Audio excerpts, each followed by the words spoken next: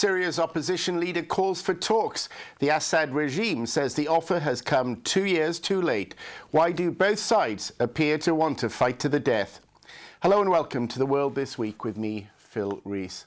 Well, over the last 24 hours, Syria's army has launched an assault against rebels in the Damascus region, shelling neighborhoods and sealing main entrances to the capital. The renewed fighting came as a proposal by opposition leader Moaz Al-Khatib for peace talks with President Assad's regime suffered setbacks. So, is any compromise possible? Well, that's our first discussion today. In part two, an intelligence agency pumps white noise into a Guantanamo courtroom during a pre-trial hearing of prisoners accused of plotting 9/11. The military judge says no more. What on earth is going on in Guantanamo? More on that in half an hour. Now, the surprise gesture by Moaz Al-Khatib, the head of the opposition National Coalition, has been welcomed by Washington and the Arab League, but received little support inside Syria. Damascus has officially ignored his call for peace talks, and the Syrian National Council, a key rebel faction, bluntly rejected the initiative. As Emily Churchill reports, the opposition leader offered a meeting with Syria's Vice President Farouk al-Shara, suggesting that talks with members of the Assad regime may be the best way to force his departure.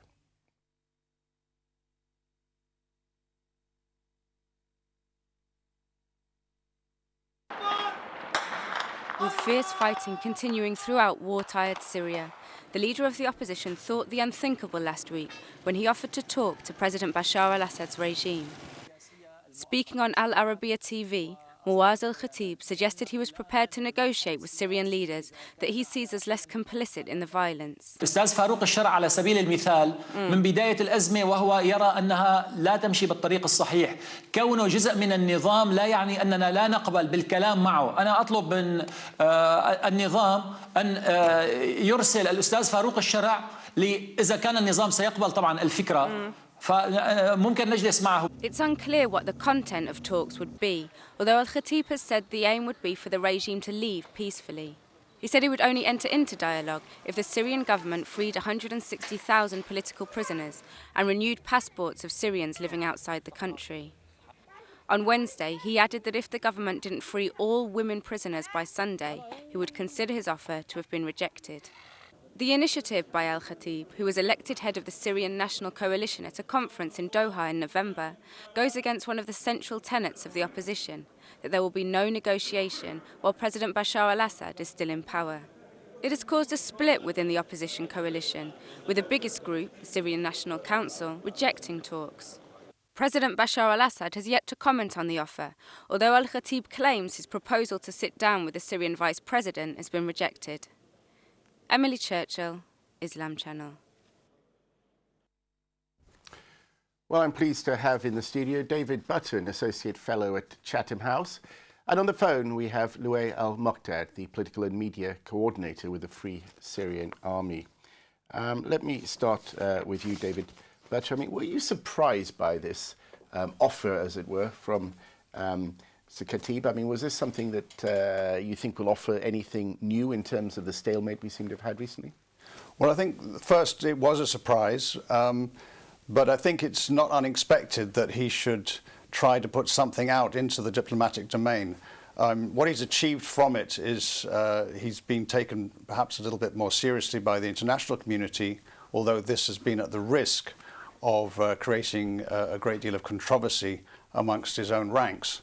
In a sense, it's also his way of responding to, if you like, what President Assad proposed in January in his very long speech, which was had elements of how a political settlement might be achieved, in among some fairly strong language about it having to be achieved really on his own terms and with unconditional surrender from the opposition. So I think it was an attempt by the opposition to do something. I mean, the situation or the Syrian conflict looks so hopeless, and over the last few weeks we've seen a huge increase in the number of refugees. We've seen a lot of attention on the humanitarian aspects, and we've also seen a kind of assumption or an acceptance that it's so difficult to find any kind of chink of light in the diplomacy or any kind of political settlement that all the outside world can do can sit and watch. So I think Khatib was trying to put himself and the opposition a little bit more into the limelight. But the plan doesn't look like it's got legs because, there are a lot of contradictions in it. Well, I mean, let's just first of all talk about the opposition then, because it did highlight what there have been complaints from the very beginning about, that the opposition is highly divided. I mean, viewers just need to be reminded that, as we heard in Emily's report there, that Al-Khatib, he leads the National Coalition for Syrian Revolutionary and Opposition Forces. That's his full name. And that was set up with Western and indeed Qatari and Gulf state help back in November. But the Free Syrian Army, which is sort of main legs on the ground, certainly to begin with anyway, they rejected it out of hand, which seemed to just revive this notion of a highly divided opposition. Well, it certainly does look like that, but I think at the same time there are some attempts behind the scenes to get everybody more or less in line and avoiding any categorical rejection. There's certainly been opposition and criticism from within the Syrian National Council. Al-Khatib has said he's going to listen to that criticism, and if he feels that most of the people in the movement oppose his initiative, then he'll pull it off the table.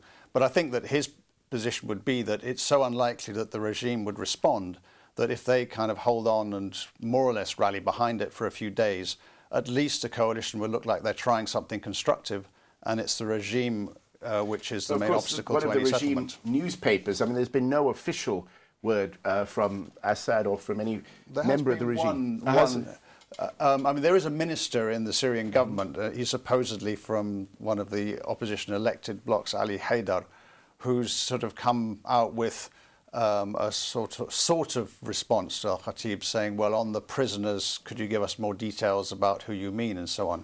But you're right, there's been no official regime response. There has been an editorial in Al-Watan, a newspaper owned by Rami Makhlouf, the president's cousin.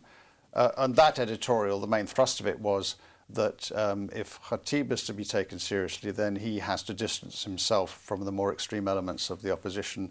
And the newspaper made great play of Khatib's refusal to disavow the Jabhat al-Nusra. Mm-hmm. Yeah, the supposed group that has, of course, links to Al-Qaeda, certainly the Salafist group that you're talking about there. Well, let's talk about, though, the man that we heard about in Emily's report there, Farouk al-Shara. Well, observers of the Middle East would, certainly those of a certain age, would remember him as the foreign ministry of Syria for many years. And he, of course, travelled on the world stage. So he would be known, he was London educated, wasn't he, I believe? He's a man who perhaps, certainly the West could deal with, Russia could deal with, and perhaps the Free Syrian Army could deal with, or at least he could be there as part of negotiations. Is that fair? It is. His name is put out there. The fact that he has never lined up explicitly behind the regime's response to the original uprising plays in his favour among people like Mr. Al-Khatib and so on. The fact that he's from... Because he was named by Al-Khatib specifically in this case. And he was named among many others. But he's also from Deraa. There have been all sorts of rumours over the last 18 months that he's been under house arrest, defected and so on. But he does appear in public occasionally. And he gave a very extensive interview at the end of last year to a Lebanese newspaper, Al-Akhbar, which is kind of close to the regime, in which he did throw out a few remarks which were quite striking, in a sense, saying that resolving this conflict is more than about safeguarding the career of one man. So some of the interview was seen as saying, look, we can envisage Assad stepping aside and having a solution. At the same time, in the same interview, he made very clear that his understanding of Assad's position was that the president still believed that this conflict could be resolved by total victory from the regime's side, a position which I think was probably confirmed when Assad gave his speech on the 6th of January. Mm. And of course, he's Sunni, isn't he, as well, I believe, as well, which is that playing a part in it? Indeed, Sunni and from Deraa. Mm. Well, if you talk about the military activity that's going on now, again, it's quite confusing. I think if you watch some television stations in Lebanon, it seems that Assad is winning. If you watch others, it seems that he's already lost.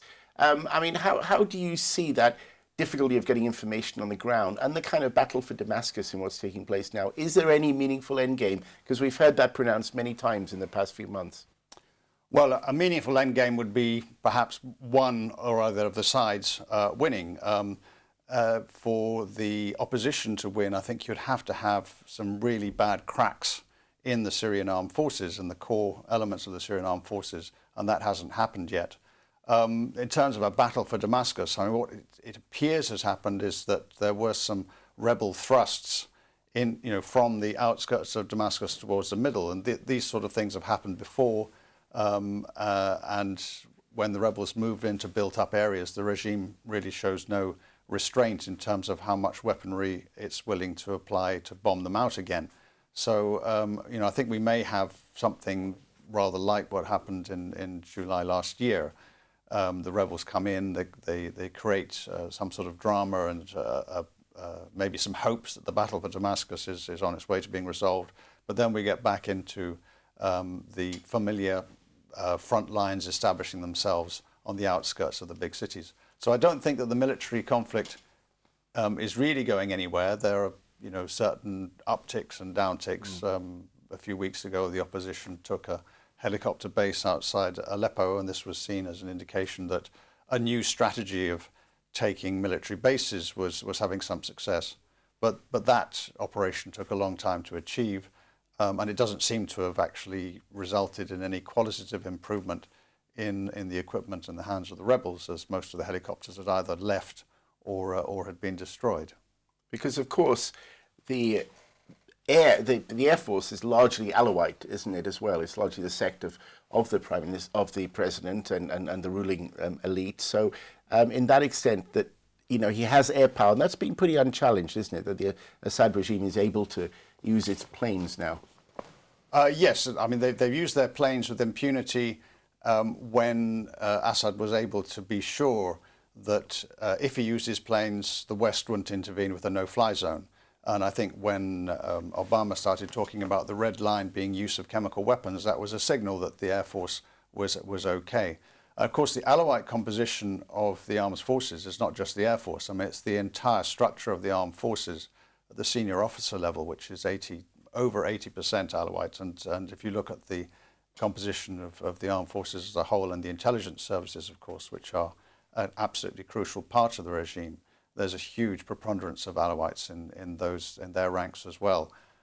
So, although not all Alawites can be assumed to be loyal to Assad, it is certainly makes it much more difficult to break down the armed forces, given that there is such a kind of consistency to these forces. Well, I mean, that does invite the question about obviously the sectarian nature of the divide now, and the way that is a sort of barrier to any sort of meaningful negotiations. I mean, we talked about Farouk al-Shara being a Sunni, but given what you've just said, and given the very vested interests of large numbers of Alawis in the military, the security apparatus, and indeed, the economic power they've had, does that make it very difficult to sort of see a negotiated settlement coming around in any way?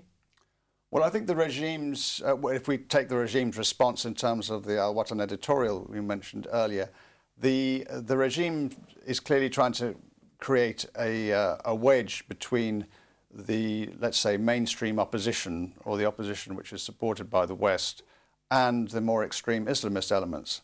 And if we look at Jabhat al-Nusra and some of the more extreme Islamist elements, you can see a much more naked anti-Alawite sectarianism in the way they behave and talk. Among other parts of the opposition, I think because of Syria's history, they're very conscious of the need to at least reach out to the other communities in Syria and to say that there's no intention of imposing any kind of Sunni majoritarian view. But because of the fragmentary nature of the opposition, the perception that a rather extreme Islamist agenda is creeping in and starting to dominate proceedings, that does actually make it more difficult to envisage a kind of coming together in a political settlement. Because the Salafis don't regard the Alawites actually even as Muslims, do they? And many don't. Certainly the more radical types, even if they accept more traditional Twelver Shiism, the Shiism of Iran elsewhere. They don't really accept that. They were a schism, weren't they?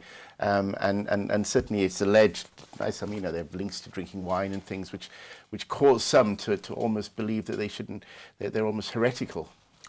Well, there's a long history to this. I think that certain remarks by Salafist preachers or by radicals about Alawites, have to be treated quite carefully, as I think there's also quite a strong counter-narrative, is that a lot of Syrians don't want to be defined by fatwas or things that may have been put out in the 14th century, which of course were very hostile to Alawites. But I don't think you can deny that in the discourse and the kind of teaching that is done to militants joining the more extreme Islamist groups, that there are some quite strong anti-Alawite elements in that.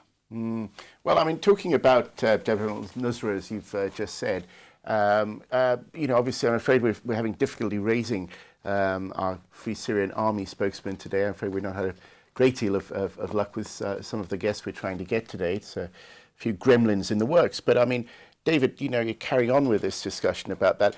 They've come to the fore to some extent, haven't they, in recent months? Do you see, in a way, that polarizing role, meaning that the opposition, Free Syrian Army itself, is losing ground, and that the opposition that the West, as it were, supports, may find themselves not in the front row seat, as it were, when the day comes? Well, I think from the testimony of journalists who travel around, particularly in northern Syria, it's evident that the emergence of Jabhat al-Nusra has created some tensions between them and some of the other groups of the larger brigades of the Free Syrian Army. The Jabhat al-Nusra have had an advantage. The financing of an organization like that is an interesting subject. The kind of research that I've been doing suggests that there's not a huge wall of money, for example, coming out of Saudi Arabia to Jabhat al-Nusra. I think it's slightly different. A lot of the militants come from Iraq. They have money from Iraq-based tribes.